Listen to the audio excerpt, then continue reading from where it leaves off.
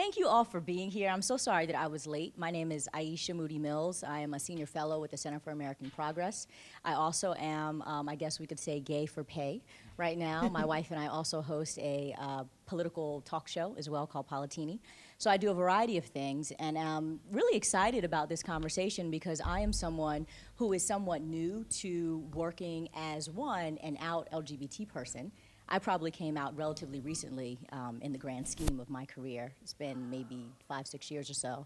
And also to be doing work in a very safe LGBT space as who I am, I know is very different than people trying to go out into the real world in the context of not having employment protections and being gay and trying to get a job. And so I think that today is going to be a really great discussion, and it's also very timely. One of the reasons why I was late is because you probably all have seen the Senate is going to vote on whether to debate about the Employment Non-Discrimination Act today. And so that's a really huge deal for all of us, which I'm sure some of the panelists might get to later.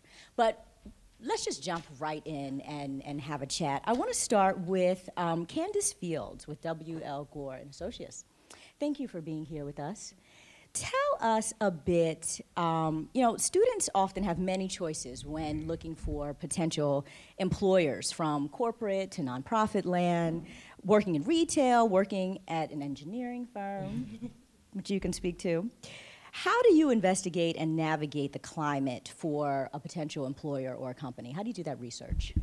So the research that I typically do when looking into an employer, I typically start by just going to their website, seeing what they have to offer, seeing if they mention having an employee resource group for LGBT people and various other identities, making sure that they have gender identity and sexual orientation included in their non-discrimination statement, and just making sure that it's present on their website, because that's their forward-facing view out to the world and all of their customers, making sure that it's not something that they hide away. And I feel like it's also good to do your research by talking to people, seeing if they've heard good things about the company that you're looking into. Just Google them in general, see if they have been involved with any panels or activities at other universities, LGBT-specific career fairs, things of that nature.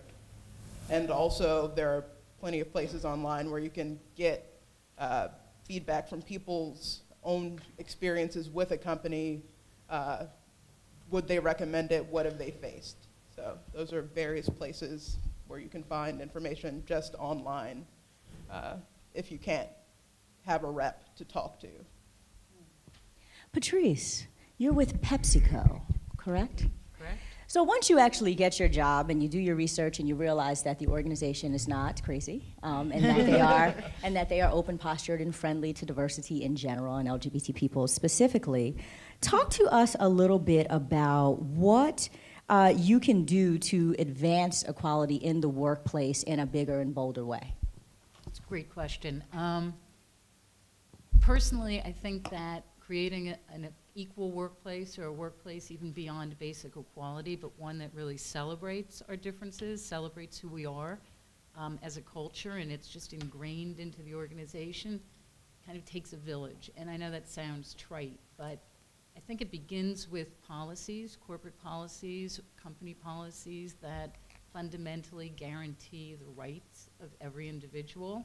And then beyond that, that encourage a culture of respect where everyone is respected without exceptions, and that every level in the organization understands that that's what's important, that's what's expected. Beyond that, the individual, I think, or individuals in general, we're the ones that provide the texture. We bring it to life. Policies are kind of flat. They're there, they're necessary. But what people bring is themselves, every aspect of themselves. And it's that texture, it's that life, that's what gives the workplace vibrancy. It makes it a fun place to work. It brings innovation, and ultimately, it makes the workplace successful. And I think most corporations that are successful today, especially when you look on a global stage, they're the ones that truly get that. The fact that you need to represent not only, part of your customer base or your partner base, you need to represent everyone. And that's the only way that you'll be successful and really stay ahead of the curve. So me personally, I started my journey with PepsiCo 32 years ago when I was hired as a manufacturing supervisor in a plant that not only had no women in manufacturing supervision before, but the plant itself had no women on the shop floor, in management, just nowhere. That was also true of other facilities. This was in New York City, other beverage manufacturing facilities as well. So what I learned there was that an individual just coming into a space where they are different, bring qualities, bring differences, and you can make a difference just by being. Just the fact that I was there created some fundamental change in the plant. And, you know, I brought my gender, I brought my background, my own personal leadership style, but what I didn't bring in that situation was my sexual orientation. So I didn't come out as a lesbian for another 15 years within the organization. So even though we had policies that would tell me I was safe, I wasn't yet ready to do that. You know, I've had to follow my own path, and I think that's something we all need to understand as well.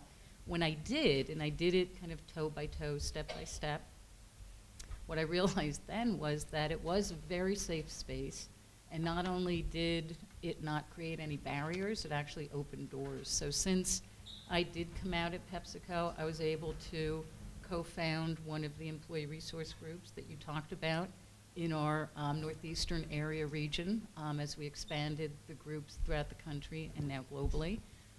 Later, I became part of a small group of people. It was a Global Diversity and Inclusion Governance Council for PepsiCo that was established to help our CEO look to the future in the space of diversity and inclusion, making sure that we leave no one behind, making sure our policies stayed current, continue to evolve. I participated in that. Humbling as it was, represented the LGBT community within our organization to try to make sure that we had a voice. And even now, because I don't think the journey ever ends, there's always more to be done and more opportunities. I've continued, I'm now a member of the a global steering committee for LGBTA people, and we help support the employee resource groups and help the organization, again, continue to evolve. So I feel as an individual, I'm still able to contribute, and I'm still able to have those very personal conversations with people to help them understand, to help build awareness, working with organizations like HRC and PFLAG and Out and Equal to, again, bring more awareness, build awareness, and build that kind of culture of inclusion. Thank you. Thank you for sharing the fact that you came out later, even though it felt like a very safe space that you worked in. One of our favorite mottos is be visible, be fabulous. And what we mean by that, when my wife and I say that, is that there's something that can be really, really radical and transformative, simply just being you and showing up, just being visible in a space. Sure, we all want to get to a place where we join our, employee resource organizations, and maybe we'll be presidents of them, and maybe we'll start them. But everybody isn't necessarily an activist in that way, but just showing up in your life and being visible and coming out and just being authentic with your colleagues can be transformative. So thank you for sharing that. Dina. So I want to shift gears a little bit and talk about finding a job in general, right? Like, and what the opportunities and prospects are that are out there. Can you talk a bit? You're here at HRC, and I started off my career doing all nonprofit work, and then I went and did all political work. I'm now moving into doing some corporation work as well. Can you talk a bit about the difference in trying to find a job in the public sector versus the private sector, nonprofits, and where they fall in between? Absolutely. Thanks so much, and it really is a pleasure to be here. So I heard some of y'all in the hallway talking about your sociology majors, and as somebody with degrees in sociology, I'll tell you the world is a better place when you study sociology. No matter what people say, that is just, that is a golden career move for you. No, but seriously, to talk about sort of the difference in looking at your job options moving forward. I'm going to echo some of the things that Candace and Patrice talked about, but also direct you really concretely to some resources that are quite literally at your fingertips. So for the last 11 years, HRC has been working with large corporations like PepsiCo. And we've developed a framework for what we call corporate equality or workplace equality. So as y'all know, we still don't have federal workplace protections for our community. Let me just double check that the mic is okay. Yep. We don't have federal workplace protections for our community. So what that has meant historically is that it's been up to the advocacy community to work in concert with the corporate community to implement what we call fully inclusive non-discrimination policies. So what that means in a very practical way is right now when you glance at a job announcement and it says we're an EEO employer, an equal employment opportunity employer, that's not a guarantee that they are in fact affirmatively protecting their current and future workers from discrimination on the basis of sexual orientation and gender identity. The second key part of workplace equality has to do with equitable benefits. Now, you all are probably way ahead of where I was in college, but I certainly was not thinking about 401ks and retirement options and, you know, the liberal family leave policies. But one thing that's important to note is that businesses historically have not been under any major obligation to extend benefits to our community. And I'm talking specifically about partner benefits and also about, shall we? There. Specifically about partner benefits and also what we call transgender inclusive benefits. So one thing to know is that you get your wages, right? Everybody here's probably worked. You get your wages, hourly wage. Well, the sum total of what you make in a job tends to average out that about 20% of your total compensation comes in the form of benefits. So what I would like to leave you with is you make sure that your incredible talent and energy goes to, if you're going to work for a private company, goes to a company like, you know, for example, PepsiCo, or one of the many companies that ensures that you're going to walk out with the same level of compensation as somebody who's not LGBT. And if you're not LGBT, then support the community and bring your talents to a fair-minded employer. The fourth sort of major pillar of what we call workplace equality speaks to training, internal resources, and employee network groups devoted to the LGBT and allied community. At this point in time, vast majority of Fortune 500 companies, many large corporations, have that visible presence.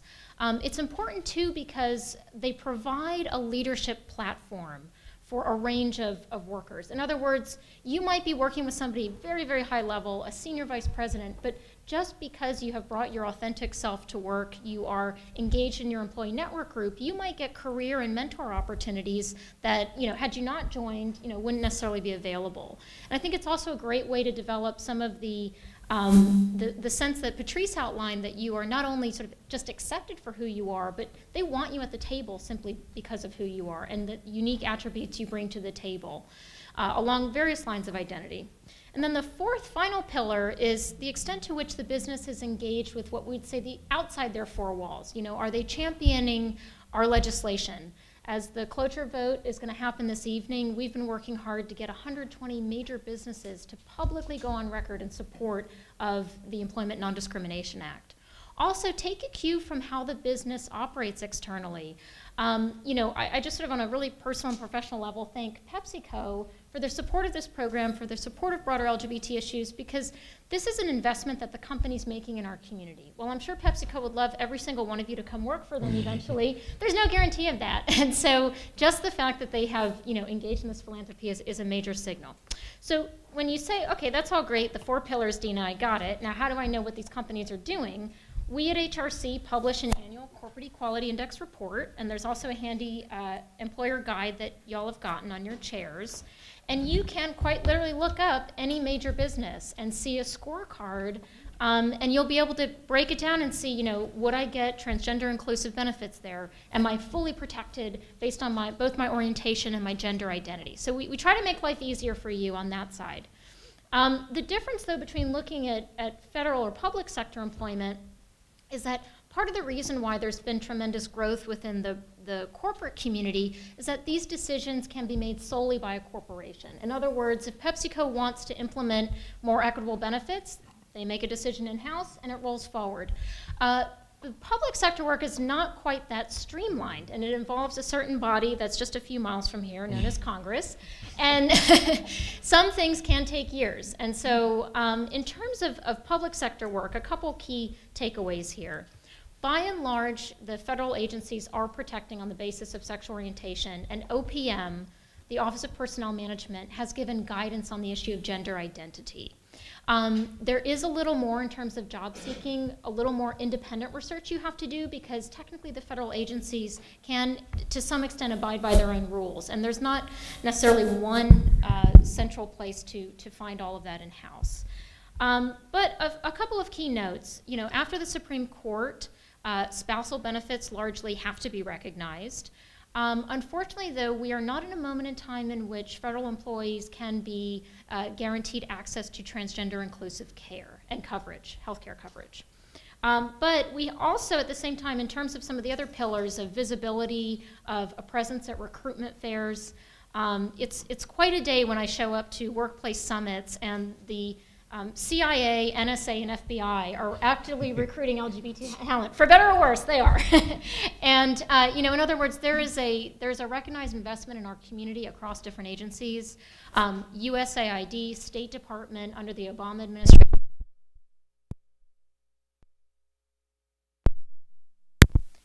And so you will find that across the board. I think another thing to recognize is that we try to publish on our website the contact information for employee resource groups.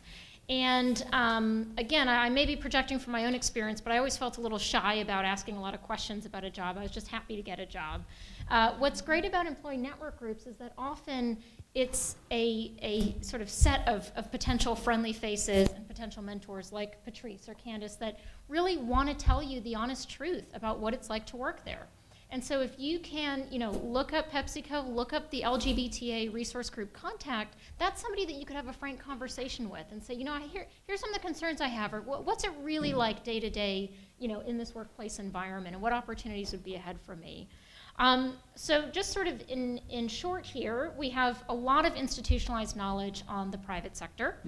It gets a little different when you're talking about small businesses, and nonprofits in a way often fall into that just because these are 50, 75 employee outfits. And so the question of benefits and of workplace protections is often a different one. But by and large, you know, the ground is shifting beneath our feet. It's shifting quite rapidly. And I hope that after today, you continue to use us, the staff, and HRC as a resource as you excel forward. So thanks. Yeah, I really appreciate you giving this context about corporations and what they're doing, and you kind of mentioned in passing that most of the Fortune 500, the vast majority, like 90% of the Fortune 500 in America, already have these policies on the books, so these non-discrimination clauses that are inclusive of lesbian, gay, and bisexual people. Many of them also have the T. We're still working on that. We're still working on that in T. But nonetheless, you know, it's nice to talk about that and have corporate representatives here to a group of sociology majors. For example, I was a psychology undergraduate major. I knew that I was going to do some kind of, at least I thought that because I was a social science major, that my fate and destiny was going to be all about nonprofits. And I thought that if I wanted to change the world, I was going to have to do it either through a public sector or through a nonprofit sector. But the reality is that your options are wide open, even if you are a social science major, and don't rule out you know, your ability to work in corporate settings just because you're LGBT or care about those issues, because there are opportunities there as well. And speaking of preparing for the workplace, my favorite recent graduate, Noelle Gordon, and also you were just like the dopest scholar I ever met. I'm glad that you're here to talk about how to really make the most out of your college experience. I met Noelle, were you a sophomore? Yeah. I think you're yeah, he was a sophomore. And let me tell you, if I was half as diligent and as savvy as you were, I could probably be president, but I wasn't. It's not too late. So it's not too late. Well, I'll be working for you in the White House. Campaign. Great. You know, it's really, there are so many different options that you have, and this is like the quandary of being a college student today. You can go work at a corporation, you can go work at a nonprofit, et cetera. The question becomes, how do you best prepare yourself? And how do you, while you're in college, get the resources to really prepare yourself to have really access to any opportunity when you graduate. So could you talk a little bit about some of the different scholarly programs that you were involved in, some of the fundraising that you were able to do to really enrich your experience? Because I think that that'd be great for people to hear about and know the path. Yeah, I'm happy to share what expertise I have, and thanks for everyone for being here and on the panel, and to PepsiCo for sponsoring. So I know, speaking from personal experience, that money matters in very real and concrete ways. Particularly for myself as a low-income first-generation college student, you know, money can often limit what job options you take or are able to take because, for example, in 2012, the average student loan debt was around $24,000. And so when you graduate from college and you know you have $24,000 in debt you have to pay off, it might be really tempting to take an offer from a private sector employer, but really your heart may be in the public sector. So you really have to start to grapple with the challenges of, you know, how do I feed myself, how do I pay my bills, but still be able to do the work that I love to do. Not to say that those two things are mutually exclusive, but they often are complicated. And so one of the things I've had to navigate is really try to maximize and make the most out of my college experience. And as a recent grad, you know, this is really still fresh in my memory. And so what I wanted to do is share some resources, organizations, and opportunities, and also some tips and tricks that you all can employ to put yourself in the best position moving forward.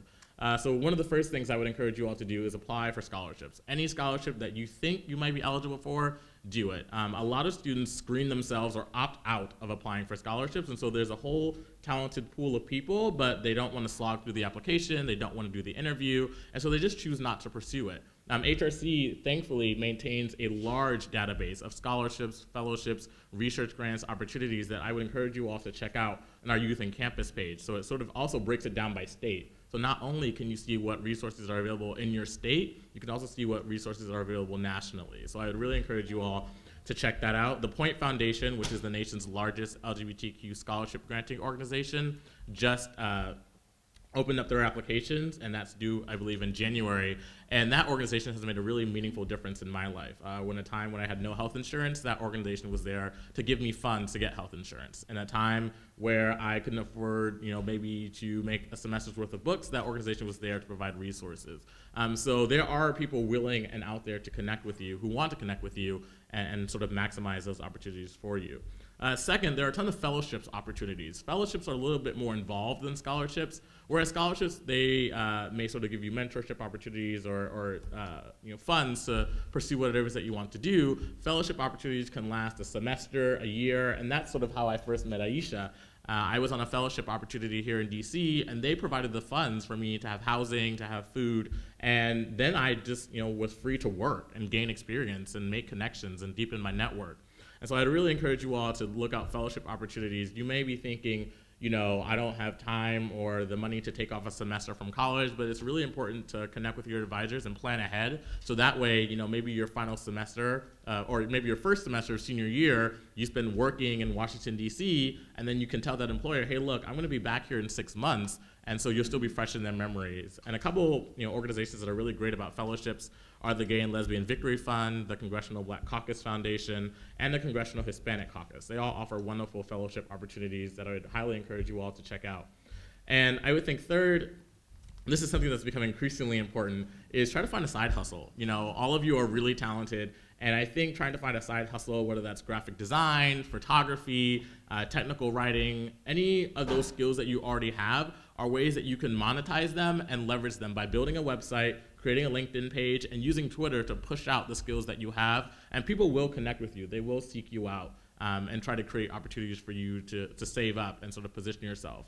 And all along the way, as you're doing these things, applying for scholarships, fellowships, you know, creating side hustles, you're deepening your portfolio. So that way, when you go to an employer, you're able to say, hey, look, I may not have had a typical 9-to-5 job, but I've written articles. I've created, you know, portfolios. I've made graphics before. And even though I wasn't getting paid for it in the same way that you might be paying me now, you don't have to pay for me to go to technical school because I already have the expertise to do it. So really sort of being entrepreneurial and going to your universities and saying, hey, I'm ready, you know, to make a difference in the world. I just need you to help me do it. I think you'll be surprised at the reception that you get. You're welcome. Yeah, see, we're all going to be answering to Noel in 5 years. And definitely hem him up afterwards, because he's being very modest as he's like, oh, I was a point scholar. No, I mean, he was really, really brilliant and thoughtful about getting these fellowship opportunities. And I'm telling you, it is really, make or break a lot, particularly for young people of color. I've been in Washington a long time. This is my 18th year. Woo. I'm only 25. I think that, but then, I was just calculating. I'm like, oh, I came to college here. So yeah, it's like I've been here about 18 years. I've been working in federal politics the entire time, and I've always been the person who's been on the diversity committee for X, Y, and Z, trying to figure out how we bring more people of color, how we get more young Black students to come and to do these internships on Capitol Hill. My wife is a Congressional Black Caucus Fellow. I would highly encourage you to look into that program if you're interested in working on the Hill. That was the way she was able to get a job on the Hill.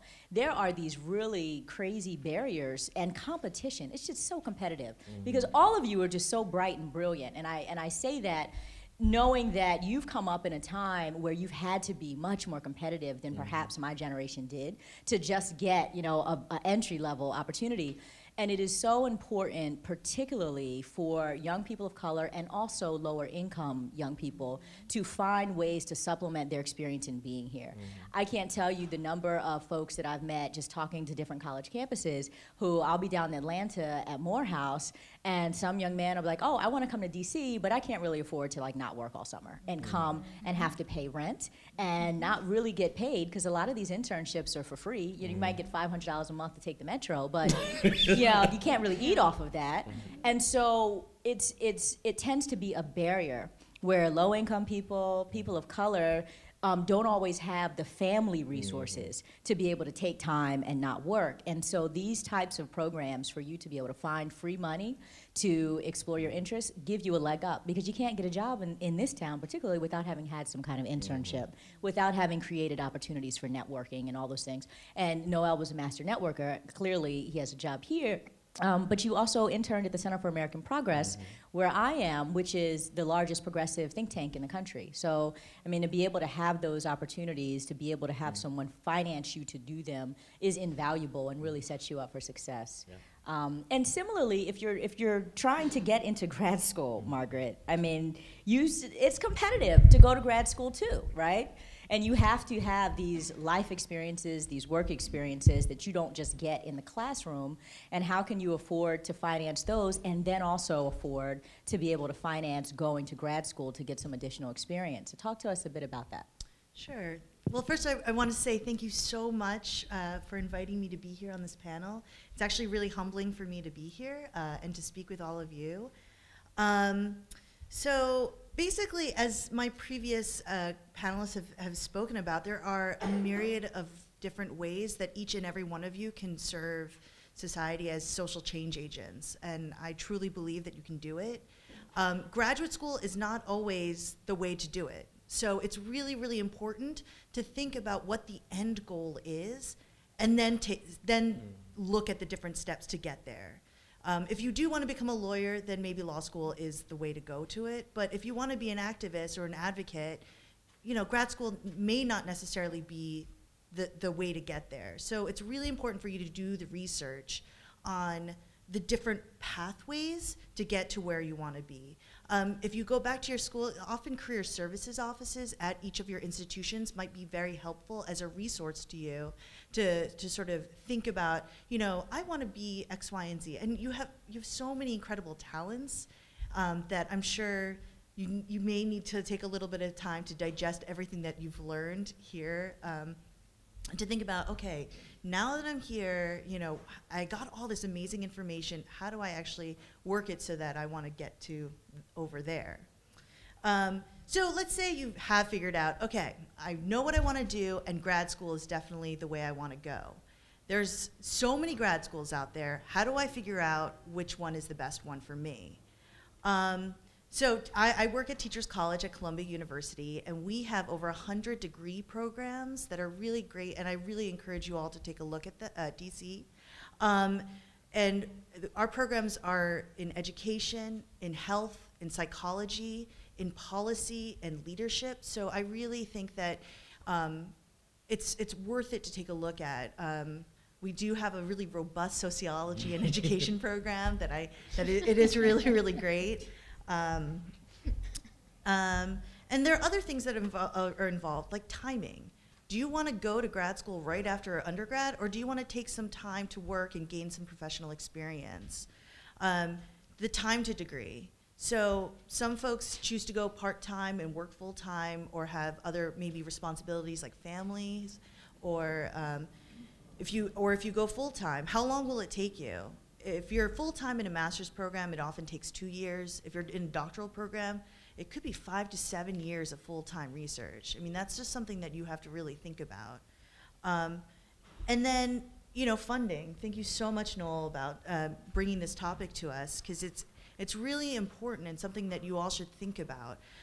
You may be coming in with some undergrad debt once you graduate from undergrad, so you have to think about what the return on investment will be should you end up going and taking out more loans for graduate school. Just something really important to think about. One thing that I do want you, when you go back to your institutions, I want you to call your financial aid offices and ask them about the Public Service Loan Forgiveness Program. Yeah, it's called the Public Service Loan Forgiveness Program. So this is specifically for folks who are entering in the public sector or nonprofits, and this is where your career is, and you know it. After a certain amount of time, there may be a possibility for your loans to be forgiven. But definitely it requires this entire process and a lot of preparation, so make sure to speak with your financial aid offices when you get back. Good. Another way that people fund it is through employment. I was a full-time, I worked full-time, and I went to grad school part-time. I mean, that was how I funded my degree. I was really, really fortunate that I was able to do that. I don't have children, so I mean, that made it a huge benefit that was just how I was able to do it, but if you have families, it's really challenging to do that.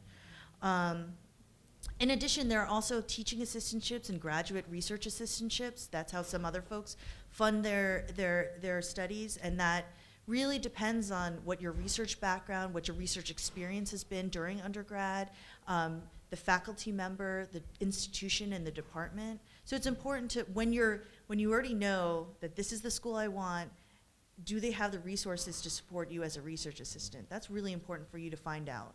And that's important for you to find out before you actually apply, to make sure that that's a good fit for you. And then finally, scholarships.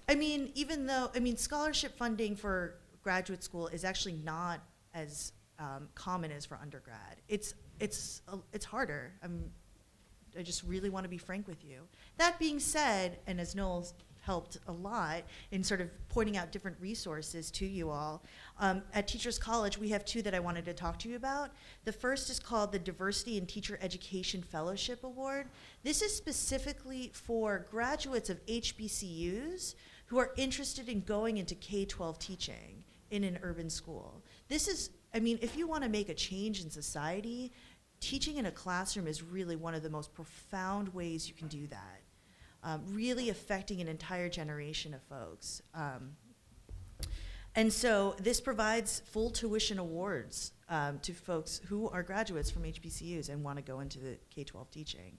And then the next is the LGBTQ Diversity Scholarship. This is a brand new scholarship that we are offering at TC that offers up to $18,000 for those who are interested in a career that supports LGBTQ populations and in the fields of health, education, and psychology. So if you are interested, definitely check us out. And then finally, there are other ways that I really encourage you to sort of look for scholarships. As my fellow panelist says, the HRC website is a really great resource for you, but also look at professional associations. If you are interested in going into doctoral work in sociology, look at the American Sociological Association for scholarships. There are a lot of, I think there's Black Engineers associations. There's just tons of resources out there. You just have to, put the legwork in yourself. Foundations are also a great place. You just start taking a look around. and also sometimes religious organizations or faith-based organizations or your local church. And often, a lot of graduate school financial aid is more about cobbling a couple hundred here, a couple thousand there. It's not just like usually one lump sum. So it may require you to apply to 50 things and maybe get like 10 scholarships as opposed to one, like you apply to 3 big things and getting 1. It doesn't really usually work that way.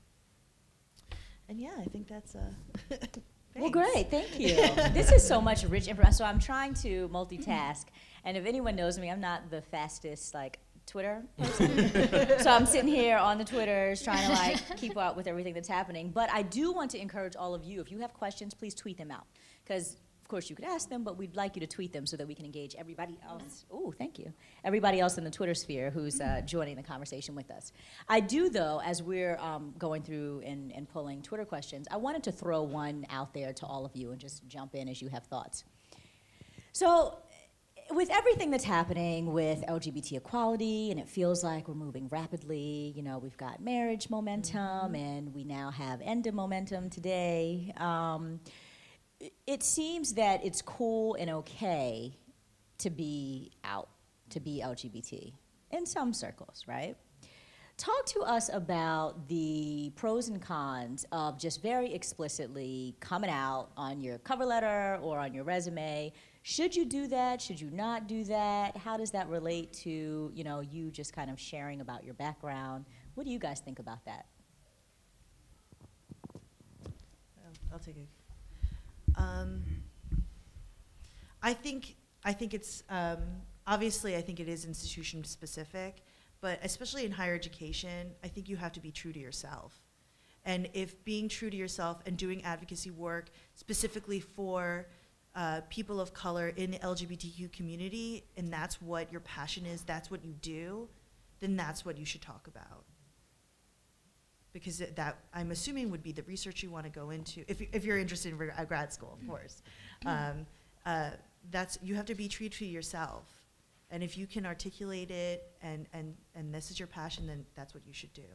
Well, and I would add this too, and we have, so I know that this is a group that is probably very interested in LGBT issues, hence why you're here, right? But just because, I'm gonna play devil's advocate, just because you're interested, you happen to be LGBT or queer, or just because you are interested in the issues doesn't necessarily mean that you want or need your graduate study or your entire career focus to be about LGBT policy or LGBT research, et cetera. So let's say that you just want to teach. Let's say you want to go to Columbia's Teachers College because it's the best teachers college in the country, and you just want to go there, or you want to go work at PepsiCo, or you want to be an engineer, right? Because this is what your talent is, what you want your career to be, but you also happen to be a queer person. What do you think about that and that coming out, and should you come out? If it's not necessarily relative to the work that you're going to do, but it is authentically relative to who you are and your life experiences, because, you know, what do y'all think about that?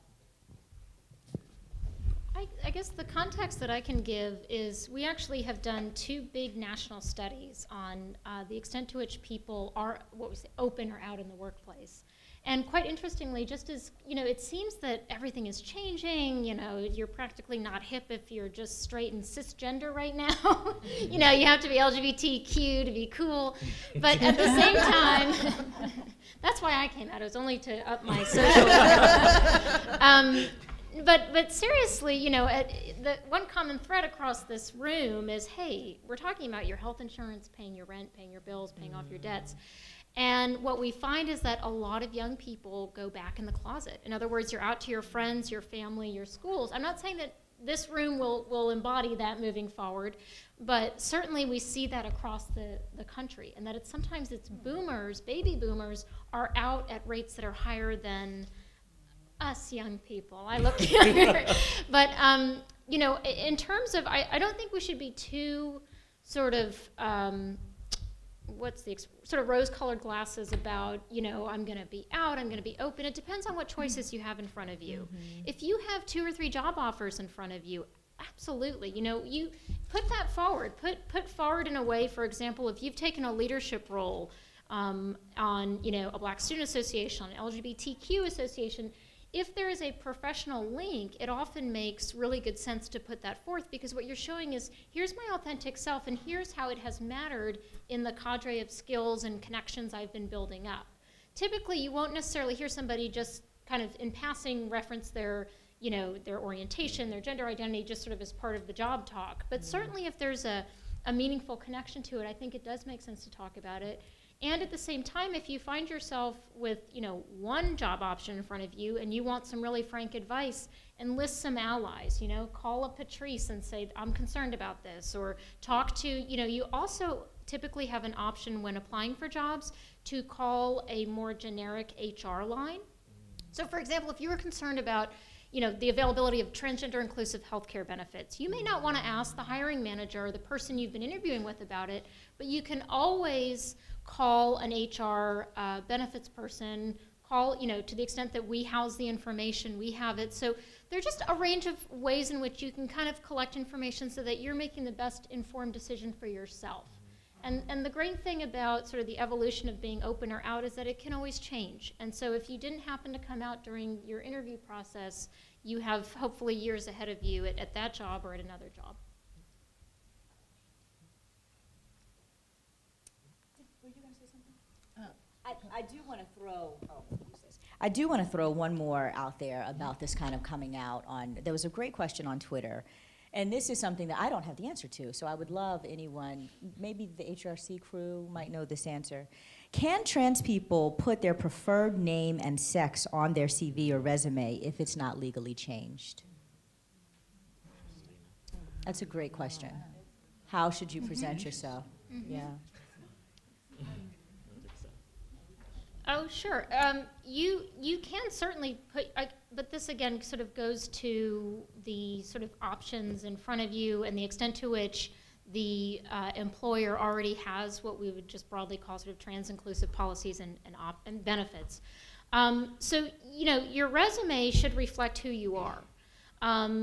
I, as somebody who in very limited capacity gets to hire people around here, it's a practice of mine to ask somebody what name they would like to be called. And that's not just a sort of trans-specific practice. There are a range of names that people take. They, you know, sort of divorce from their own legal name at the time, or they've always gone by a different name. And so I try to keep that distinct. Not every employer does. And so I think, you know, putting your resume forth with who you are at that time can be good. I think that there's a lot of caution and caveats around that, just with respect to workplace protections and sort of the evolution of the law. And, you know, depending on where you are in the process, you can have that conversation about your the gender that is going to be on your legal documents, because of course once you get the job you're going to have to fill out all your Social Security paperwork and so forth. So the question is sort of, you're really asking, should I think what I'm hearing in the Twitter question is, should I be open about my trans identity? Is that what I'm hearing? And so for that, like a lot of what we're talking about, I can't give you sort of one formula, but it depends. But you do have some tools in your chest to make a good decision with respect to finding out the policies in place, talking with HR, you know, to the extent that you might know people around the person who's going to interview you, getting a gauge. So I think those are some of the responses I would have, but Noel? And the only other thing I would offer is I would make use of the resources sort of that exist online. Like, for example, if you can find on LinkedIn the person who has that title or position that you're applying for, reaching out to that person and asking for an informational interview might be a really good way to gauge the degree to which that person or that organization is accepting of trans people and their commitment to trans inclusion. And I would also say it would also be worthwhile to prepare yourself for that answer and sort of enlisting allies and making sure that if it is a place that's not inclusive, that you're able to navigate that in a way that you can sort of push past that. So I think reaching out to people who are already in those positions, more than likely than not, they're going to be willing and open to talk to you. I know I've gotten inquiries from folks about what it's like at HRC, and I'm more than happy to talk with them and give them that frank advice. So I would probably also use that as like a concrete strategic way to figure out that information without revealing yourself and putting yourself in harm's way potentially. And that's excellent advice. Just in general, I am a huge fan, and feel free to talk to me about this later, of informational interviewing. I tell people to do this all the time. The best way to network your way into a job is to actually go and connect with someone at that organization and just get a sense of like a 15, 20-minute chat of what it's like there, give them a sense of who you are, get some real, raw feedback about how they perceive you based on the skills of the job, et cetera. So definitely do that. I want to welcome Carolyn Brown. I know that you had some travel transit drama, so I appreciate the fact that you could join us today. Carolyn is with Black Enterprise. You guys have probably seen all of the really awesome, last couple of years, I guess, articles that Black Enterprise has been doing around LGBT people, and the cover story from, was it last year now or earlier this year? Actually, it was 2011. 2011, oh my God, Right, time Black is and Gay in flying. Corporate America. Yeah, Black and Gay in Corporate America was a really fantastic cover story that she did. And so you jump in at just the right time, because we had a question on Twitter that is perfect for you. So someone on Twitter wants to know, what are some resources for LGBTQ people going into media or business? Both of which are your domains. I guess the landscape has changed quite a bit, even since when I was at Black Enterprise. I've been with them for over 24 years now. So it's it's more open, it's more inclusiveness. I would say that it's really about being brave and being courageous, and being willing to be the only person in the room.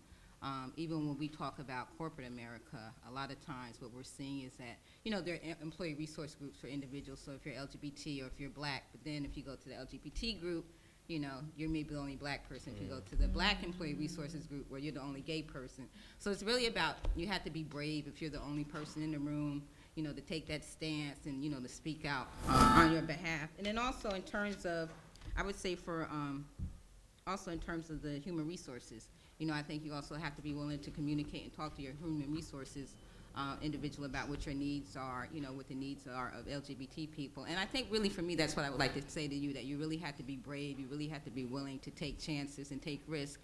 And because it does get better. When I first was at Black Enterprise, I was very much, in the closet. And then I slowly was more like, don't ask, don't tell, and now I'm like totally out. So, so sometimes it may take steps, but sort of that's what it, really requires, I think. So all of you in the room start thinking about your questions, because I'm coming to you next. But there was something that I wanted to just throw out there, which kind of comes back to the landscape piece. I think we've all been touching around the whole notion that at the end of the day, coming out is really about how and when and where you feel safe, right? So if you feel safe or you don't feel safe, that really becomes your own understanding of your own safety, your own prerogative to do what's best for you. But there was an interesting question that came up. Should you be proactively thoughtful and engaged around the city that you're in when you're looking for a job and you're LGBT? Because we know that there's this, kind of workplace protections aren't everywhere.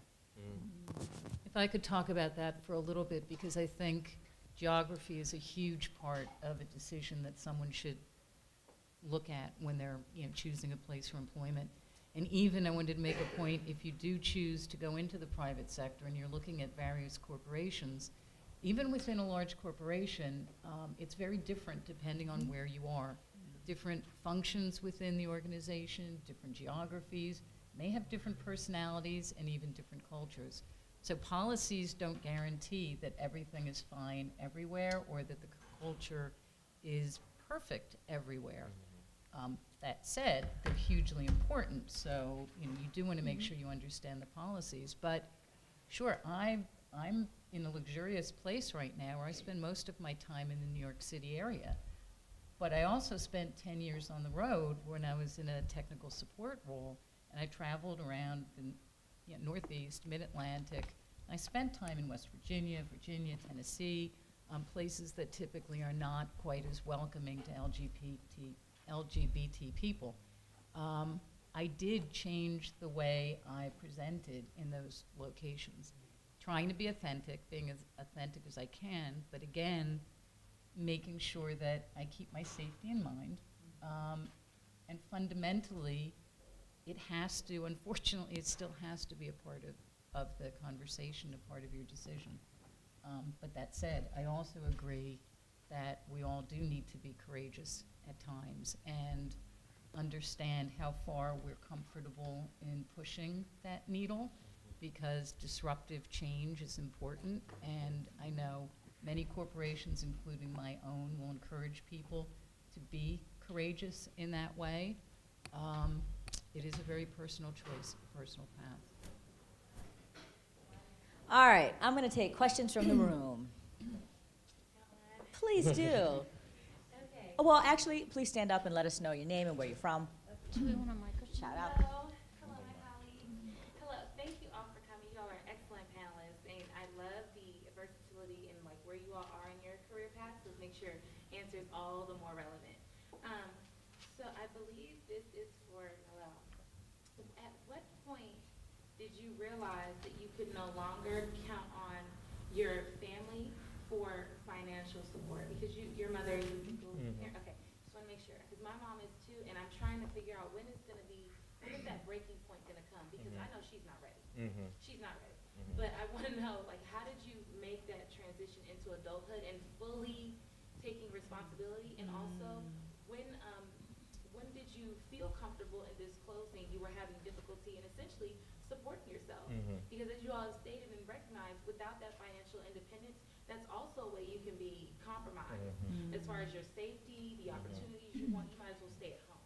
You know, so how did you make that transition? Yeah, that's a great question, and something that I've been reflecting on a lot in the past few months. Actually, I was having a conversation with a friend, and we were talking about class jumping, because I've essentially class jumped within the past year, going from I would say working class background when I was in college to sort of now just, you know, maybe working background, but I definitely have seen a jump in my ability to finance, you know, what I'm able to do and pay for my own bills, and that's not what I was used to growing up, to be quite frank. And so it definitely is a culture shock, I think, at first. And, you know, I'm lucky to have really supportive family and a really supportive parent. And we started having those conversations while I was in college, and whether that was, because my mother was very supportive of me always seeking out these opportunities. And there were compromises that were made, or I guess challenges that I had to overcome. Like you know, in taking so many fellowship and internship opportunities, I wasn't at home very often when I was in college. And I also live in Nevada, and I went to school in Michigan. And so that, on top of the fact that I sort of lived miles and miles away, was very difficult. And so I think some of the things that you might be looking for, I think I heard in your question. So I think bringing your parents along on that journey with you is really important, and keeping them as an engaged partner, and not sort of surprising them with any decisions. You know, when I was thinking about coming to Washington, D.C., better believe my mom wanted to know where I was going, how I was going to support myself, and we strategized and talked about what that would look like in terms of me transitioning to a new city and to a new profession and to a new atmosphere. So I would say engaging your family to the degree that you're able to, that you have those communication lines open as a collaborative partner, because my mother was able to give me insight into the working world that I didn't have in terms of negotiating a salary and in terms of, you know, seeking out job opportunities. So your parents are also a wealth of information, and I think can also assist you as you transition. You know, my mom always says, you know, Noel, you have book smarts, but I have street smarts. And I think that's very much true. So as you sort of navigate, having your parent be an engaged partner and having very frank and open conversations with the understanding that you're going to confront some difficult questions, I think will put you in a better position than if you tried to do it on your own. And it also alleviates a lot of stress. Trying to navigate this stuff by yourself can be really stressful. So I think having a network of support in your family and friends, and being vulnerable and allowing yourself to be vulnerable, can make you stronger in the long run. We got time for one more. I see you back there in the green. Hi, my name is Ria. I'm a political science major graduating from the University of the District of Columbia in 186 days. I always say that because I'm really excited about graduating. And in that, I'm also concerned about the fact that I will be going to law school next year, but I also want to find a way to start working in the movement and the organizations that I want to work in, and also go to law school because I have to be able to sustain myself. So what advice could you give to someone who can't survive on a work-study job while in law school and would like to work in the movement in the area that they desire to work in? And I don't intend to be a lawyer. use the law to make effective change in policy for us. But anyway, so what advice do you have for somebody like me? Thank you. Anyone? Side hustle. I mean, I think that someone already said that. Side hustle. No, so and I've met so many young people who are in grad school and interning with me that like have jobs at wherever, the mall. The best thing ever is waiting tables. That's what my wife will tell you. Because it's, if you get a job at a good restaurant, you can make a lot of money. The hours will be very flexible to accommodate all the things that you want to do with your life. But side hustle. I think that, you know, we went through a phase where, at least, you know, my friends, where it was like, kind of frowned upon if you were in college or get ready to go to grad school to have like these other jobs, and people are like, oh, well, why are you working at the mall? Why do you have these, you know, these menial jobs? Aren't you trying to be a lawyer? Well, you have to subsidize that. it actually makes you wiser to be able to subsidize your life in a way that is flexible. Because if you go get a job at the local nonprofit, that doesn't mean that you'll still be able to afford to go to law school and eat at the same time, right? And it's sucking up your entire day from 9 to 5. So if you can find the side hustle that's going to give you the income that you need, but also the flexibility and like the, you know, the peace of mind to do the work you really want to do and build, then I always recommend people do that. And I always recommend too, and I don't know how many of you did this, to even when you get your first job out of school, keep the side hustle. So many young people I know work at Whole Foods in addition to working at my organization, or they work, you know, wherever they work, because you got student loans, you've got debt to try to pay down, or not, right? You just want to go out with your friends on the weekend and be able to afford that. But there's nothing wrong with subsidizing all the things you really want to do, and it pays out in the end. I would just also say real quick that I look around this room and I feel like I'm seeing at a minimum 2, 3, 4 of my future teammates here, so stay in touch. The second thing too is, you know, sometimes, I don't know if you plan on going full-time or if you want to do part-time law school, that full-time, okay. I would still communicate that, because I think it's hard to imagine this when you're the one looking for the job, but once those of us who are able to hire somebody get really excited about someone, we can find a way to make it work, or try to find a way to make it work. So communicating that I would love to be here, but at the same time, here's some other plans I have. Is it possible for me to leave every day at 5? It's during, you know, I mean, there are just ways that your employer and you can work together so that you can maintain your own path forward and also be part of that, that workplace setting as well. But please stay in touch. And if I could just add, I think what I hear in Dina's comment, and something that I've come to realize, is I think, you know, in my experience, the people that I talk to, particularly young folks and young folks of color, because I think there are often challenges that we have to overcome and constantly navigate. We're constantly in a position of being on the defensive, and really being an advocate for yourself is really important. It's something I've had to learn to do. I can't tell you, I don't think we have time, but I can walk you through some of the times at my university where I had to be an advocate for myself and say, hey, look, I'm struggling, but hey, look, I've achieved all these things for your university, so let's try to find a way that we can make it work. So if that law school really wants you, you'll be able to go to their financial aid office or the diversity office and say, hey, I'm interested in being involved in communities that really no one else wants to work in, or I'm interested in doing work that really is significantly underrepresented. So I think being an advocate to yourself and not be afraid of sort of, you know, that ability to be an advocate for yourself will really go will help you in the long run. So I would highly encourage you to take Dina's advice, because if they really want you, they'll, believe me, they have ways to make you successful. Indeed. So I'm going to break the rules and take 2 more because I saw enthusiasm. Okay, front row, and then you. Hi, my name is Lorraine. So my question's for Margaret and Noah. Okay, so let's see, how can I do this? I want to make it short. All right, so I entered undergrad as a science major, biochem. Thought I wanted to go to pharmacy school. That didn't work out. So now I want to, go into trans advocacy, but I'm an independent, and I have, I'm not insured, so I have to pay all of these bills. And the science realm, internships, they pay like $6,000 a summer. So I'm staying in that, and I do research during the year. I get $1,000 every month. But I really want to go into this advocacy. So for you, going in, I want to go to gender studies for graduate school. Yeah. But I don't do anything that that's going to make me look really reputable or a good candidate. So I want to know, how do I navigate that? Sure. And then for you, like, how do I get involved and get my feet wet before I go into the real world? I can start. So I would have to respectfully disagree with you in saying that you're not doing anything, because you're here. and you're obviously doing things, even if it's not something that is maybe traditional, although I would actually argue that it is traditional in this, you're really involved in trans issues now. You're involved in organizations, you're probably, I don't know if you're doing volunteer work somewhere, and that is all helping you make a case as to why you want to go into a gender studies program. So you just have to make, and that's, I think, if you're ever applying for a job or applying for grad school, that's really the number one thing you're doing in your cover letter, in your resume, in your statement of purpose. It's just making a case for yourself, who you are, what you want to do, and why you're choosing that school. If it's the department, if it's the work that they do, the research they're producing, and that you are excited to be a part of that, because you've had all these years of experience working with trans people, that's amazing. And you're making a case for yourself right there. So even if it's, and the fact that you have a science background, you're doing research, I think that's just honestly icing on the cake. That's amazing.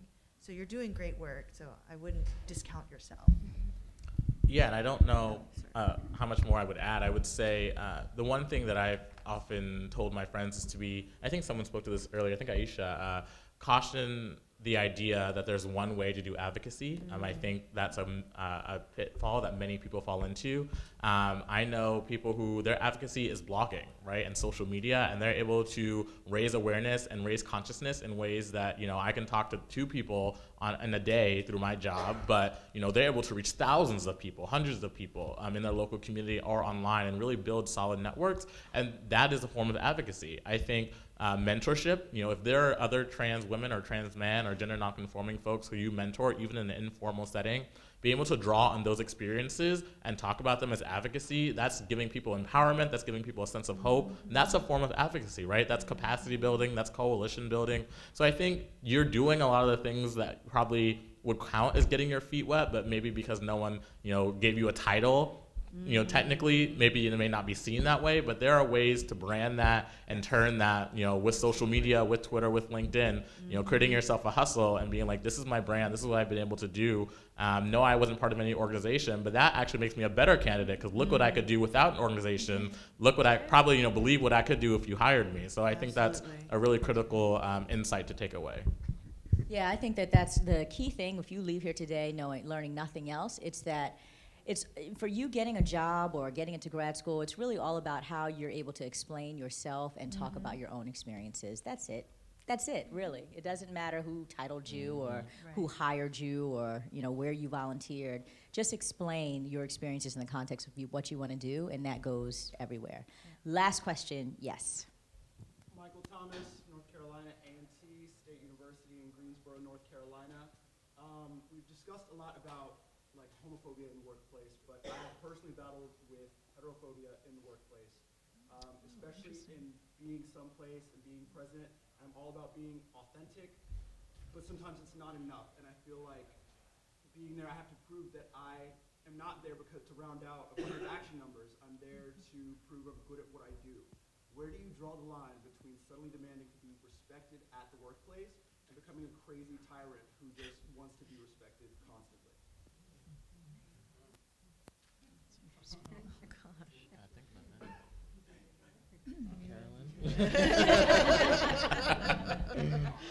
Carolyn's called out for this one. Really probably the best advice that I could give to you is really, I don't know if you talked about sponsors or mentors, but regardless of where you go in terms of the workplace, you want to align with people who, either can mentor you or sponsor you. So a sponsor is going to be someone who's going to help champion you, who's going to help you in terms of career advancement. And that person might not always be you. So you might be a black, lesbian, and your sponsor or mentor might be a white heterosexual male who has a sister who's a lesbian or a brother who's gay. And you want to really try to find people that you can align with so that, like when I was saying before, you're the only one in the room. You may be the only gay person in the room, but that doesn't mean that the only people who are going to support you and help champion your cause and help you advance in that company is going to be someone else who's gay. So I think that's where, again, when I talk about being courageous, reaching out, finding mentors, finding, allies, finding people who are going to champion your work with you, because really I am the only black person at, gay person at Black Enterprise, but there are a lot of people that have allies. The person who helped champion the article on Black and Gay in Corporate America was a sister. She's was married, had kids, you know, but she was someone who was an ally. So again, I think that's what it's about, finding out who are your allies, who are the people that you can work with to, you know, advance your cause and advance your career. Well, if I could just add one thing, because I have to say I run into it less in terms of being a lesbian, but I ran into it a lot when I was a woman, because I am in operations. I've always been in supply chain operations in very male-dominated roles, and I would get angry because I knew that people would look at me sometimes as, oh, she must have been hired because she was a woman, or in this reorganization we had a headcount reduction, and of course they kept her. And I knew, I mean, I heard it, I felt it, I knew it was out there. It made me angry, it made me feel less than at times, and it was something I struggled with and fought. But ultimately, I think the best thing I did was just prove them wrong. Because fundamentally, no matter who you are, what you look like, how you present, what your ideas are, if you're exceptionally good at what you do, no one can question that. No one can take anything away from you. So just always remember that has to be number one. Be exceptionally good at what you do. And ignore people who doubt why you're there, because you'll prove them wrong. And you'll win them over. Indeed. Well, thank you to HRC for hosting this fantastic panel and for Pepsi for sponsoring it. You guys gave some really great life skills, some good hard job skills. I'm sure they'll be around if you want to chat with them a bit. And keep tweeting. Keep tweeting.